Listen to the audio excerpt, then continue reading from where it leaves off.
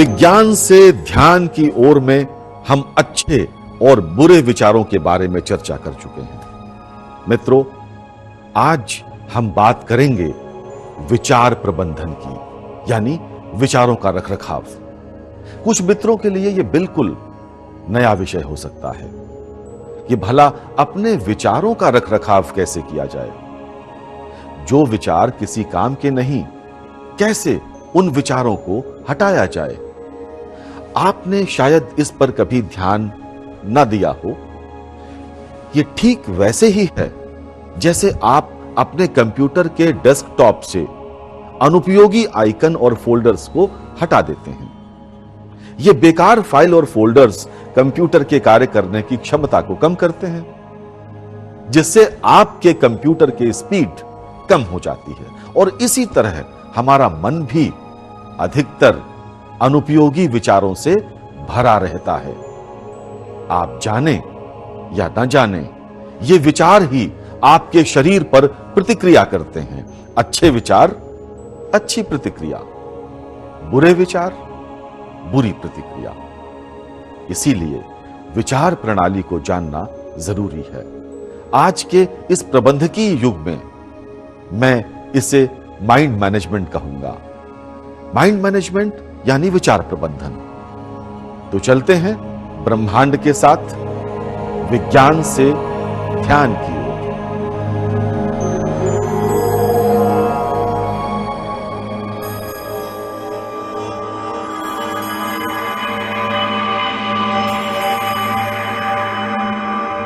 मैं ब्रह्मांड हूं। आज मैं तुम्हें अपने स्वरूप के बारे में बताता हूं।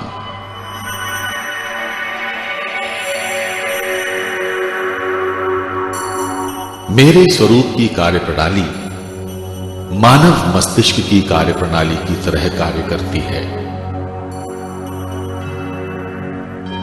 तुम्हारे जीवन को सुलभ और सहज बनाने के लिए जिन यंत्रों का आविष्कार तुमने किया है, वो प्रकृति के कार्य करने के सिद्धांतों पर ही किया है।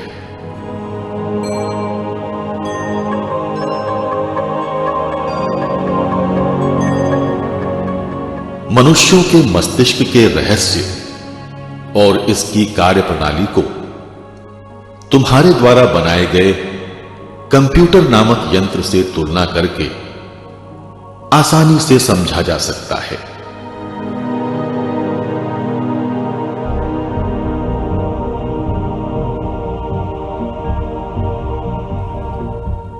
प्रकृति द्वारा बनाए गए अद्भुत जीवधारी ही विज्ञान के प्रेरणादायक मॉडल हैं,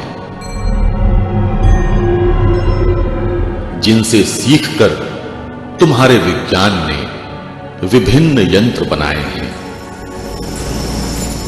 ध्यान से देखो, कंप्यूटर के दो घटक होते हैं।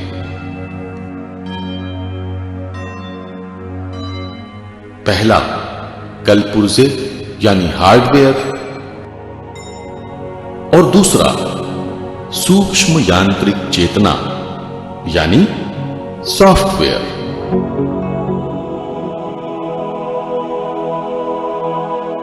हार्डवेयर भौतिक मस्तिष्क के समान होता है, जिस पर सूक्ष्म यांत्रिक चेतना यानी सॉफ्टवेयर को आरोपित किया जाता है।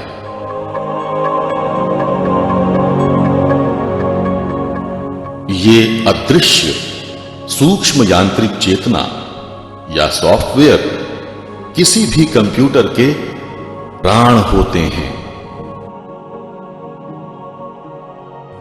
इस यांत्रिक चेतना के अभाव में तुम्हारा कंप्यूटर पार्थिव यानी बेजान हो जाता है और निष्क्रिय भी हो जाता है। यही वो सूक्ष्म यांत्रिक चेतना है जो कंप्यूटर को जिलाए रखती है। इस यांत्रिक चेतना के केंद्र में कुछ न कुछ ऐसा अवश्य होना चाहिए जिसे कंप्यूटर के प्रत्येक भौतिक अंग के विषय में पता हो, या यूं कहें कि जो कंप्यूटर के प्रत्येक संसाधन का दोहन कर उसे नियंत्रित करता हो।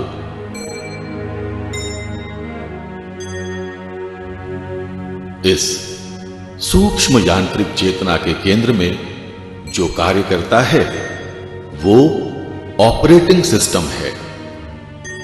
ये ऑपरेटिंग सिस्टम तुम्हारे अहंकार के समान है।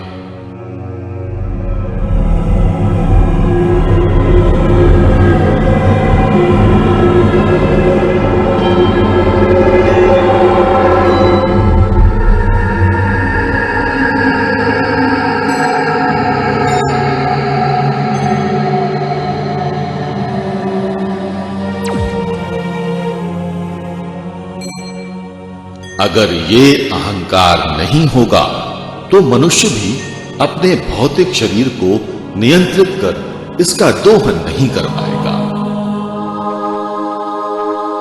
अहंकार देह धारण के लिए आवश्यक है, ठीक कंप्यूटर के ऑपरेटिंग सिस्टम की तरह, जो कि कंप्यूटर के हार्डवेयर को धारण करता है। अहंकार यानी अहम आकार, यानी वो केंद्र जिसे अपने भौतिक अहंकार का भान हो। ये वैज्ञानिक सिद्धांत है जिसकी व्याख्या तुम्हारे पृथ्वी ग्रह के प्राचीन काल में ही कर दी गई थी। पृथ्वी पर चलते फिरते मानव शरीर ब्रह्मांडीय ऊर्जा के माध्यम से अपने केंद्र से जुड़े रहते हैं। सबका एक ही केंद्र है जहां से इनका संचालन होता है। ये मानवीय शरीर एक प्रकार का जैविक रोबोट है जिनकी यांत्रिक चेतना का एक ही केंद्र होता है। पृथ्वी पर रहने वाले सभी मनुष्यों के हृदय की गति और शरीर का तापमान एक ही जैसा होता है। सुषुप्त अवस्था में या जागृत अवस्था में, दोनों ही अवस्थाओं में मनुष्य अपने हृदय की गति और शरीर का तापमान स्वयं नियंत्रित नहीं करता, क्योंकि सभी की कार्यप्रणाली और सामंजस्य का केंद्र एक ही है। तुम सभी सिंक्रोनाइज्ड हो, ठीक कंप्यूटर के यंत्रों की तरह। सोचो, अगर ऐसा नहीं होता तो तुम्हारी पृथ्वी के सबसे ठंडे क्षेत्र में रहने वालों और सबसे गर्म क्षेत्र में रहने वालों के शरीर का तापमान एक जैसा कैसे होता? वास्तव में यह सामंजस्य या सिंक्रोनाइजेशन का एक अप्रतिम उदाहरण है। तुम मनुष्यों का शरीर स्वतंत्र सत्ता नहीं है। आज तुम्हारे इस कंप्यूटर युग में इसे कंप्यूटर के कार्य करने के सिद्धांत द्वारा आसानी से समझा जा सकता है। एक जो ब्रेन का कॉर्टेक्स वाला एरिया होता है उसमें इसी तरीके के स्ट्रक्चर्स होते हैं। उसमें गड्ढे और जो सलसाई गहराई कहते हैं जिनको हम लोग, वो उसमें पाए जाते हैं। उसमें हमारे जो है पुराने विचार और यादें उसमें इकट्ठी रहती हैं। तो आपने जैसे देखा होगा कि जैसे किसी गायक से आप कहें कि फला गाना सुनाइए तो उसको थोड़ी देर सोचना पड़ता है। जैसे कंप्यूटर पर हम सर्च करते हैं किसी कैप्शन को लिख करके, तो उस वर्ड को वो सर्च करता है और फाइलें दिखाता है। इसी तरह उसको भी सोचना पड़ता है और सोच करके वो उसको रिकॉल करता है, तब उसको वो गाना शुरू करता है। तुम्हारे कंप्यूटर में घटनाओं को क्रमबद्ध प्रकार से रखने के स्थान को मेमोरी हाउस यानी हार्ड डिस्क कहते हो तुम। ये वो स्थान होता है जहां कंप्यूटर की यादें रखी जाती हैं, वर्तमान घटनाएं, भूतकाल की यादें और भविष्य की संभावनाओं का आकलन हार्ड डिस्क के बिना संभव नहीं होता। ये ठीक मनुष्य के विचार क्षेत्र या मन की भांति होता है, जहां यादें एक विचार के रूप में ही रखी जाती हैं। समय आने पर अपने आप या बुलाने पर यादें लौट आती हैं। ये अति सूक्ष्म हैं, इनका भौतिक अस्तित्व नहीं है, फिर भी ये हैं, वरना भला लौटती कैसे?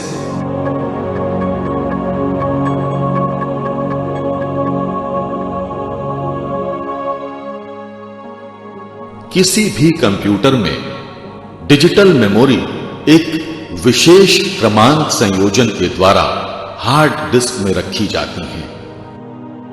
ये अंकों का पैटर्न 0 और 1 का बना हुआ है। ये संयोजन निष्क्रिय हो सकता है, परंतु ये शक्तिशाली गणितीय सिद्धांत आश्चर्यजनक कार्यों को निष्पादित करता है, ठीक मन की तरह। मनुष्य का मस्तिष्क चेतना का केंद्र भी है। ये न्यूरॉन के नेटवर्क की जटिल प्रणाली है।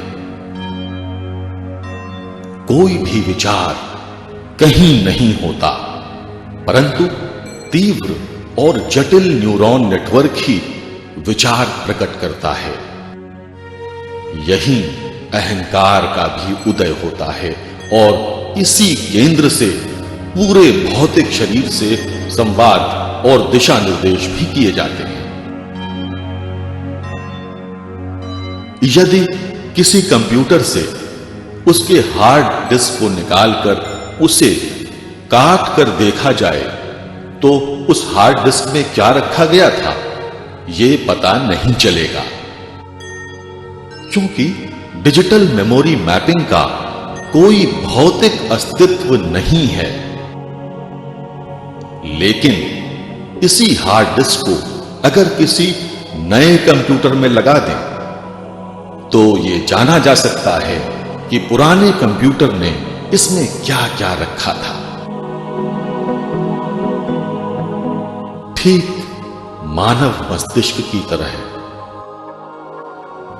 किसी मस्तिष्क को काट कर देखने या समझने से तुम नहीं जान सकते कि इसमें कैसी यादें हैं, परंतु यदि मानव मस्तिष्क के न्यूरॉन नेटवर्क की मैपिंग कर दी जाए तो कंप्यूटर सिमुलेशन द्वारा मानव मस्तिष्क की डिजिटल कॉपी बनाई जा सकती है और यह भविष्य में संभव है। भविष्य में वो हर कार्य संभव है जो प्रकृति ने अभी प्रदान कर रखा है। विज्ञान के लिए प्रकृति एक वैज्ञानिक मॉडल की तरह है। जो कुछ भी बनेगा वो प्रकृति और प्रकृति की ही नकल होगी। मनुष्य का मस्तिष्क आधुनिक क्वांटम कंप्यूटर से भी अधिक जटिल होता है, ठीक ब्रह्मांड या मेरी तरह। ब्रह्मांड एक विराट मस्तिष्क की तरह कार्य करता है। ब्रह्मांड के जैवीय स्पंदन के केंद्र में अरबों उपकेंद्र हैं और इन समस्त उपकेंद्रों का सामंजस्य प्रमुख केंद्र से होता है।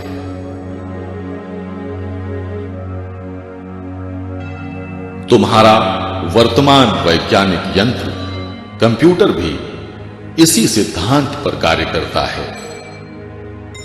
इसके बहुत से अंग बनाए हैं तुमने, जो अपनी निर्धारित गणना स्वतंत्र रूप से कर सकते हैं।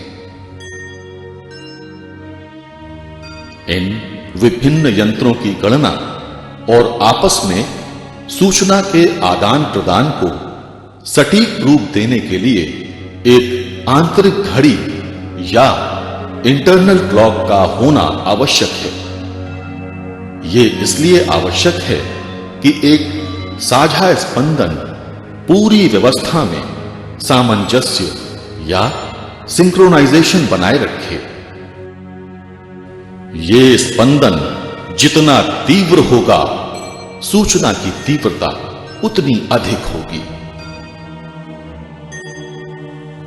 इसी तरह मनुष्य के मस्तिष्क में भी एक जैवीय या बायोलॉजिकल घड़ी की व्यवस्था है। ये जैवीय स्पंदन अपने अपने सौर मंडल से सामंजस्य बनाए रखते हैं ताकि दिन और रात्रि के जैवीय कार्यों का निष्पादन हो सके। सौर मंडल के सूर्य की गति अपने उपकेंद्र या तारामंडल के केंद्र से सामंजस्य बनाए रखती है, वरना ब्रह्मांड में घूमते पिंड आपस में तालमेल कैसे बनाएंगे? ये सूक्ष्म सिद्धांत विराट स्पंदन का आधार है। कभी कभी मनुष्य के वर्तमान जीवन में पुराने जीवन की यादें लौटने लगती हैं। ये वो विचार हैं जिन्हें कभी किसी भौतिक शरीर ने यादों के रूप में संजोया था। इन्हें स्मृतियां कहते हैं। जाने या अनजाने में ये लौट सकती हैं, जैसे पुरानी हार्ड डिस्क की मेमोरी। अनजाने में लौटने पर इन्हें पुनर्जन्म कह सकते हैं। पूर्व जन्म की यादें बाल्यकाल के प्रारंभ में रह सकती हैं, परंतु 10 वर्ष के पश्चात ये धीरे धीरे क्षीण होने लगती हैं और इन पर वर्तमान संवेदनाएं हावी होने लगती हैं।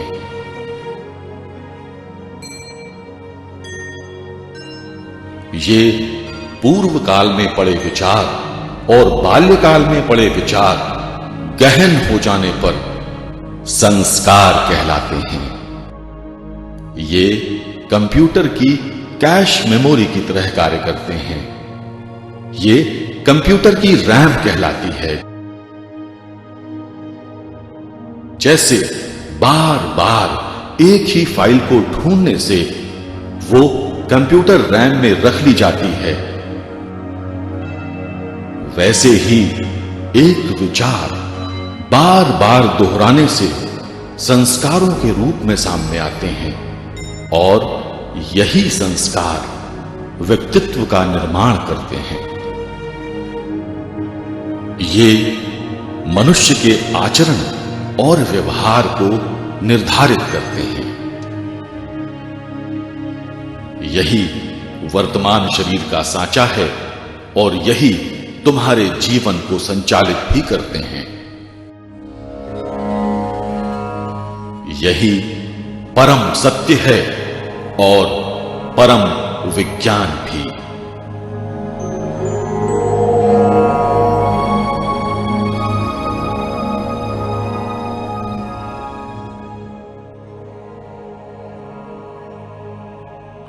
हम मनुष्यों का भौतिक शरीर एक रोबोट की तरह होता है। आज विज्ञान ने ऐसे रोबोट बना लिए हैं जो सोच सकते हैं, जो प्री प्रोग्राम्ड भी नहीं हैं, बल्कि मस्तिष्क के न्यूरल नेटवर्क की भांति नई परिस्थितियों में अपने निर्णय स्वयं कर सकते हैं। दरअसल जिसे हम प्रारब्ध या डेस्टिनी कहते हैं ना, वो एक तरह का प्री प्रोग्राम है हमारे वर्तमान के लिए।